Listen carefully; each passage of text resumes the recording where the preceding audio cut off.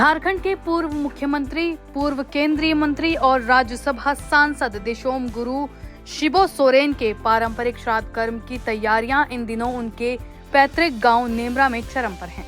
मुख्यमंत्री हेमंत सोरेन अपने पिता के निधन के बाद से लगातार गांव में मौजूद हैं और परंपरागत तरीके से रस्मों को निभाते हुए और आयोजन की हर छोटी बड़ी तैयारियों पर नजर रख रहे हैं।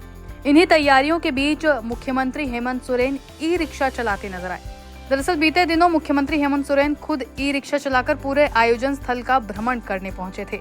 उन्होंने हर पंडाल, सजावट और बैठने की व्यवस्था को करीब से देखा और संबंधित अधिकारियों को स्पष्ट निर्देश दिए और कहा कि लोगों की सुविधा में कोई कमी नहीं रहनी चाहिए।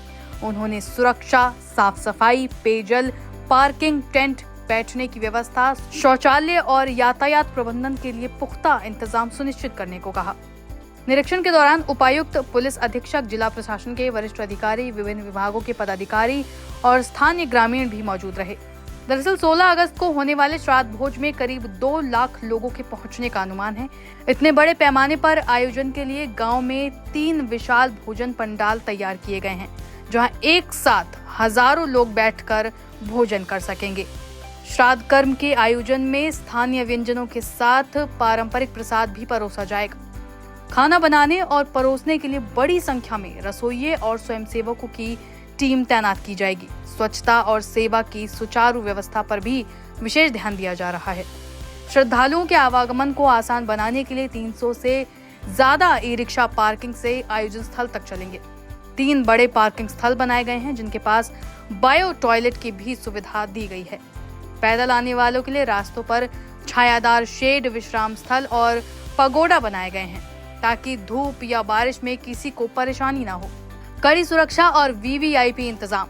धूमकुड़िया में एक पुलिस कंट्रोल रूम स्थापित किया गया है। सुरक्षा में 10 आईपीएस अधिकारी, 60 डीएसपी, 65 इंस्पेक्टर, 2500 से ज्यादा पुलिस जवान तैनात रहेंगे।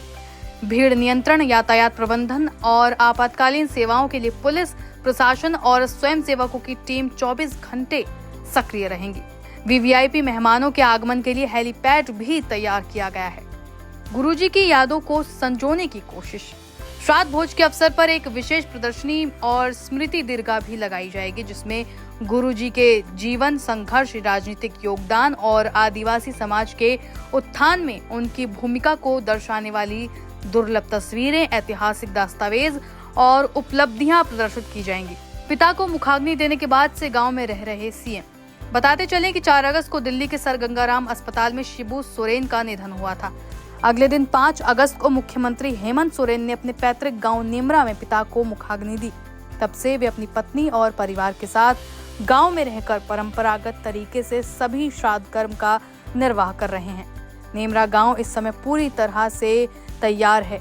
गलियों से लेकर पूजा स्थल तक सजावट, साफ सफाई, तैयारियों की हलचल देखी जा सकती है। दूर दराज से रिश्तेदार और ग्रामीण इसमें हाथ बटा रहे हैं, ताकि इस ऐतिहासिक और भावनात्मक आयोजन में कोई कमी न रह जाए।